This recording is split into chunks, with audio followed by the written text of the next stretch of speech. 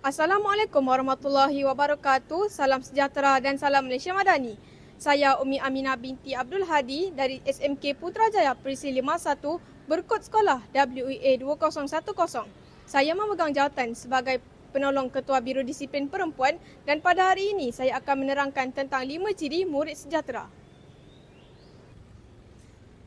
Ciri yang pertama ialah beradab. Murid yang beradab sentiasa menjaga tutur kata mereka serta menghormati guru dan rakan. Ciri yang kedua ialah berilmu.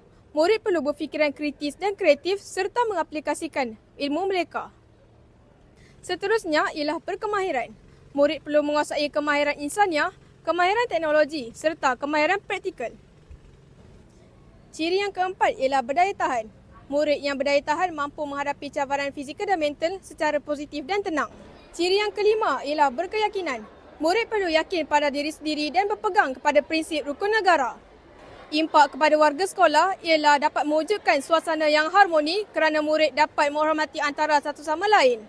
Itu sahaja daripada saya. Sekian, terima kasih.